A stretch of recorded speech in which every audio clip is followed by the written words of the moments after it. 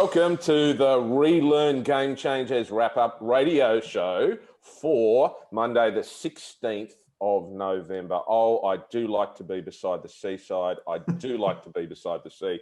We've got guests from Brighton on the south coast. In fact, Lewis, near Brighton on the south coast in the UK. We've got the Gold Coast. We've got Wallara just close to Bondi, and we've got Sunshine West. There we go, Adriano.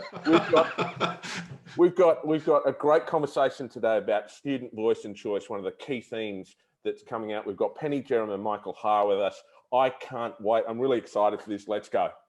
It's great to be with you again, Phil. I'm glad that you decided to get a little barb in there about Sunshine West having no beaches or any kind of closeness to any type of water.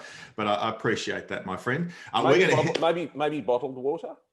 Lots of bottled water. I'm going to head over directly to our two guests to introduce themselves, Penny and Michael. We might start with you, Penny. Tell us a little bit about your story, very briefly. Oh, thank you. I've joined the conference because I'm in the process of setting up a secondary school in the UK, and it has been phenomenal for me to connect with so many like-minded people and so much innovation happening globally. And Michael? Hi, everyone. My name is Michael, and I'm from the Gold Coast, Australia. As Phil said, I'm a PE teacher and the Director of Visual Innovation, and I've also been leading the Institute of Deeper Learning as well over the last 6 months, something that I've been building to empower students and educators to really unpack and look at what they're doing and to grow together.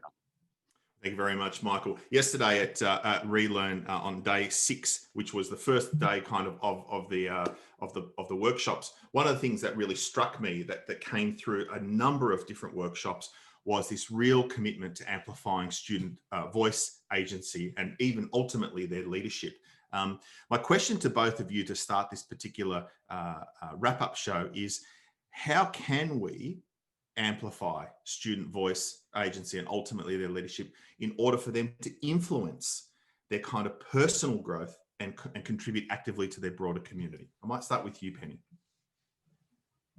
I think one of the absolutely key things in that is there actually being scope within the day. If we look at the amount of time that is given over for student participation as opposed to top-down delivery, there's very little return path just structurally within the day. It's been absolutely fascinating to me that in my local ecosystem, I don't know of any school in my locality during the time of COVID that has sought to unpack the student experience.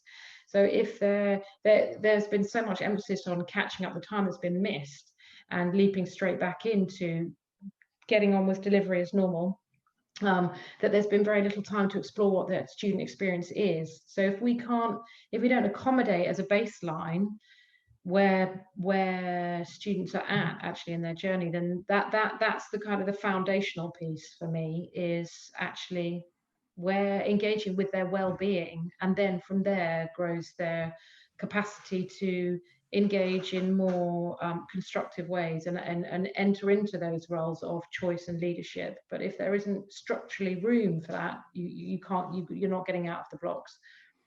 What I'm hearing also you share with us there, Penny, a little bit is about that it really starts with belonging, and that's that strong sense of deep wellness within a community.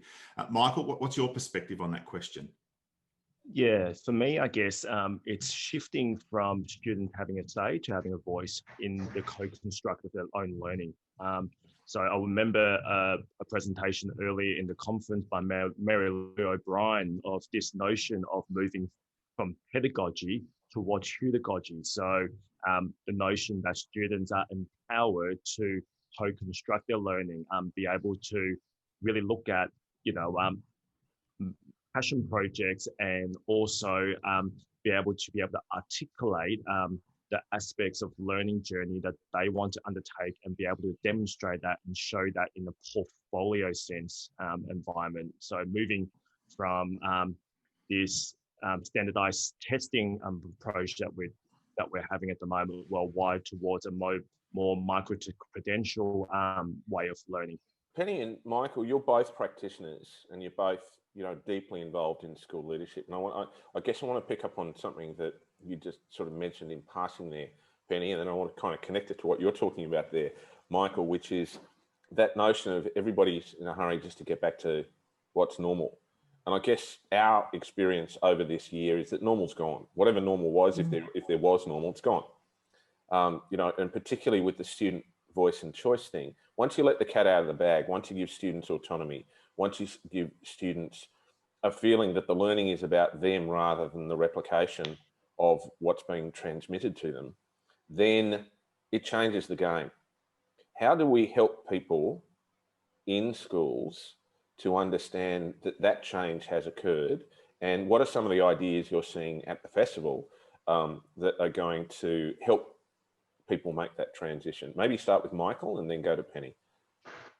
Yeah, I think one thing that's really resonated with me talking to a lot of educators around the world during this past year is that it has amplified what's been happening within the school ecosystem on a school level. So the things that a school has been doing really well, whether it's been process, the structure, the culture, the teaching and learning, the well-being, the technology, that's really amplified the positives and the negatives. And I think one thing that school leaders and practitioners should really do is to, as Penny said earlier, to allow time to really unpack and to capture what's been happening, have an articulation and also around being intentional around where to move forward next, but also be supported to allow that to happen. So, one thing that really resonated with me over the last 6 months with working at the Institute of Deeper Learning is that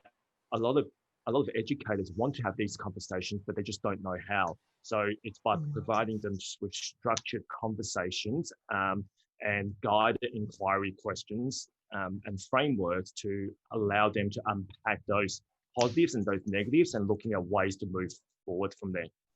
Thanks very much, Michael. And before you answer that question, Penny, we've just been joined by Ethel Wiley from, I think, Ethel, are you in Nigeria at the moment? Yes, I'm in Nigeria. Good evening, everyone.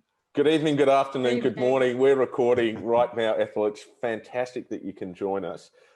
If you have a camera, feel free to turn it on. If you don't feel like doing that, that's all groovy. Ethel, we're in the middle of a conversation about the importance of student voice and choice. You're a student yourself, aren't you? I am, thank you. What are you studying at the moment, and where are you studying it, Ethel? I'm a 500 level law student in University of Uyo, Akwa Ibom State, Nigeria.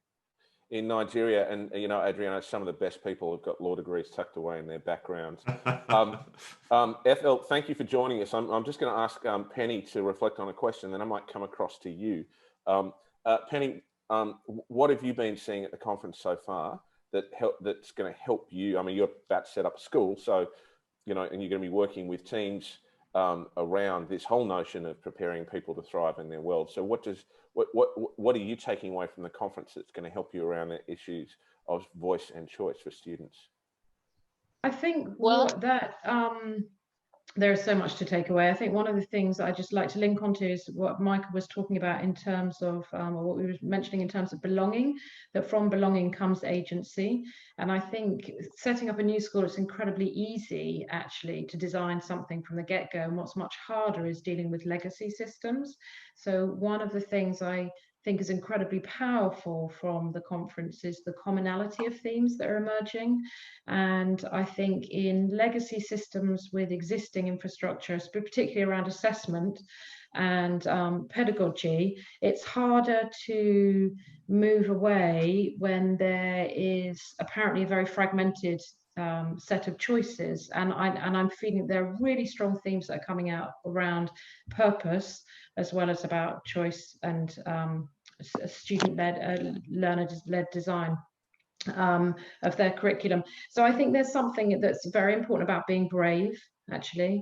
In the UK in particular, I don't know, I can't speak for other ecosystems, but as a response over this year, we have seen the removal of standardized testing and a removal of inspections, both of which are often cited as the things that hold back innovation. And how has the whole of the United Kingdom coped without the only reason for the United Kingdom to exist Well, it's been very difficult. It has led to a lot of chaos, actually, or a lot of holding very tight to previous examples.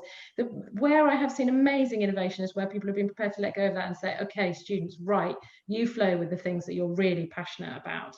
And it's those examples that we've actually had an opportunity to witness over this year that are really powerful, where people have been able to put this into action. But it really relies on a degree of incredible bravery on the part of the teachers to trust their students, because that's not what we've been used to doing. And then witnessing these extraordinary things that the students will come back with, which are game changing in terms of the level of capability that they're demonstrating. But there is a stepping over a threshold of trust to allow that to happen. And so much of what we need to be doing is building that relationship of trust, really. Ethel, thank you for joining us today. I wonder if you might talk to us a little bit about what you're seeing in your world and in your ecosystem in Nigeria about the importance of student voice. Okay, thank you very much, sir. Recently, something happened in Akwa Ibom State University. A student went up on Facebook and he made a post which probably looked like he was insulting the state governor, and he was penalized without even a trial. That is, he did not even stand before a tribunal to defend his point or to give his view of what he was even talking about. So he was suspended from school. So you could just imagine the level of human rights. Why allow students to study? Why make them educated if they will not be heard? Penny, it was interesting. You touched upon something that's really significant, and that's about this idea of a trust in relationships. And you also spoke in some ways about creating space for young people to ultimately move into this place of voice and agency. What about the ideal school? Let's say the ideal school was one where young people were co-authors of their own personal journey, where voice and agency was the norm, and it wasn't something that we spoke about in this context, the way we're talking about it today. It was just part of what we did. What's the next then logical step for young people to be able to then leverage their voice, their agency, and even their leadership in local, regional, and global communities? I think another really important part of the conference for me has been around purpose. And I think that really for me is the answer to that question, that if we empower students and we trust them and we allow them to be the co-authors / authors of their own education journey, then what we're enabling them to do is find their purpose. And if that's what we're aiming for them to do, then the expression of that is where they fit, both within their communities, nationally and globally, where they express their gifts in the world. So that, I would say, is the ultimate journey, is that they go on to fulfill their purpose, their gifts in that wider canvas. Michael, how do you see technology in particular enabling students to put their voice forward and connect it to their sense of purpose? I think that's a twofold question, and I can give an example to that as well. I think where technology, in my perspective, stand in the student agency and voice, is allowing them to be able to personalize their own learning. So whether it's through each student's being able to articulate what they're doing and be able to demonstrate their learning and understanding, to facilitating the collaboration between groups of students, not only in the physical environment, but within the physical vicinity, but across the world as well. And also the powerful aspects of technology, be able to amplify what they've learned in the past. So for instance, in the past, learning has been really contained in a silo within the four walls of a classroom. But what technology has allowed us to do is for students to be able to broadcast what they've learned, but also their views and their passions as well, and their purpose. So for instance, like, the show like what we're on today, in the past, it would have been a physical meeting and that knowledge would have been contained in one single room, but now we can actually amplify that. I've been working with Dr. Yong Xiao for the last 9 months now on a couple of projects in China, where we're trying to break this traditional mold of education. And as Penny said, it's hard when there's a legacy aspect to a schooling, being able to pivot and adding in student agency and student voice in the classroom and be able for them to be able to drive their own learning. So what we've been doing is that we've been purposefully scaffolding students' learning. So for them, if we were to jump straight from, okay, you've been learning in a particular way, and now you can go free fall and do whatever you want, or you can learn whatever you want. Students get lost in that environment. So providing them with scaffold and almost like, a step through of different ideas and activities for them to slowly build on that. That's been a really amazing and a learning experience both for me and the students there in China as well. There we go. Ethel, are you back with us? Yes, I'm back. Oh, fantastic! Excellent. Ethel, you were telling us a story earlier about a colleague who got themselves into trouble because they posted something that was deemed to be critical. How is it that people are finding an ability to express their voice in universities in Nigeria at the moment? Yes, concerning trust and stability between the government, the school management, and the students, it's really a critical position because we are not expected to be educated to voice out. That if we're expected to be if a society as democratic as Nigeria is expected to be open, then it should welcome stability and trust between students and the government and even the school management.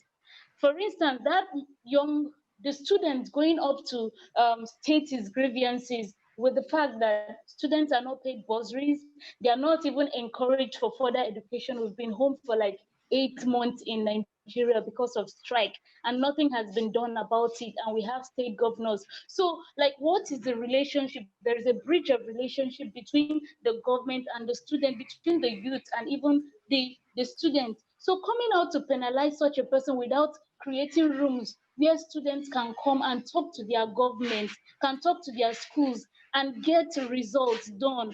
Like, what is the development percentage of our economy? Education is very important, and yet we place very less importance to it. And yet we expect everyone to be educated. So we really need stability and trust in every system, as well as the educational system. And this relationship ought to be maintained and developed between the government and the students, between the government and youth, and also the school management. Because if youth are the leaders of tomorrow, you also have to ensure that their educational quality is guaranteed. Oh, Ethel, thank you very much for that contribution. There's it's so many different perspectives being offered around voice and agency and stability and trust. So many different ways to look at equipping, empowering, and enabling there, Adriano. What do you think? I was just going to throw to Penny here and ask the question. Just listening to our guests from Nigeria there, it's really clear that, and it's not limited to Nigeria, that one of our great challenges around this space of voice and agency is the barrier of adults wanting to maintain control and look at issues, and the issues of compliance seem to be the prevailing construct in many kind of societies and even school systems. What are some of the ways in which we could break through that barrier and even help the adults and empower the adults to understand that young people have so much to offer when it comes to providing solutions to the way we go forward? I think one of the major things in that is not just the adults in the classroom or the adults in the school context, it's the adults who are the parents. And a lot of that could be compliance. It also comes from a perspective of fear. If I liberate my child from this system, are they going to end up as a consequence of the choices that have been made for them without the qualifications that enable them to compete in an open marketplace with their peers. So I think there is some really important work around parents feeling comfortable with the choices that are being made when there is radical experimentation or experimentation being done, even if they know that they're moving away from a system they don't like. So I think that's a big part of the equation. There's also then the not needing to be in control and not needing to know everything. So I think that's a big part of the equation. I had a really beautiful workshop earlier on with Ronald Dunsendorfer on natural learning, and one of the things that came out was how difficult it is as adults often to be willing to be a novice. And so there is something about being comfortable not knowing more than your students, and that is a big mindset shift, actually. I mean, and that really is growth mindset. I think having a global movement of demonstrated success is an enormous part of being able to shift the needle, both for teachers and for parents. I think students are much more up for experimentation because, as we know, they have that capability and they can rise to it. But for the adults in the equation, knowing that there is something else that has demonstrable success is a huge part of the trust in moving away from an old model to something else. Yeah, it's so important, therefore, that we build the evidence base around what we do so that we can turn that into actionable research that demonstrates that what we're doing isn't just some flight of fancy or some whimsy or some liberal dream or some sort of progressive fantasy, as you can imagine folk deeming it, but it's actually something that does the business and that does the job. We just need to remember, first of all, though, that as Ethel was pointing out there, that students actually need to be allowed to open their mouths, and then when they do open their mouths, we need to help them through the technology and through the relationships that we build to find their voice and use that voice to express their agency in the world, and hopefully leave it a little better than when they found it. Penny and Ethel and Michael, thank you so much for joining us today on the wrap-up. We're going to wrap up the wrap-up at this point in time. Do continue to enjoy the festival around and about this week. Plenty of workshops on. If you've got nothing to do on Wednesday night, Australian time, and you're bored, and you want to be more bored, you can turn up to my workshop. But at the end of the day, thank you for your contributions. The Gold Coast, Nigeria, Brighton, Woollahra, Sunshine West. Thank you very much, sir. Thanks very much, guys. Thank you, everyone. Take care. Bye. The Game Changers podcast is produced by Oliver Cummins for Orbital Productions. It's powered by schoolfortomorrow.com and circle.education. It's available on Apple Podcasts, on SoundCloud, on Spotify and on Google. If you like what you hear, tell your friends, subscribe, like, you know what to do. Let's go.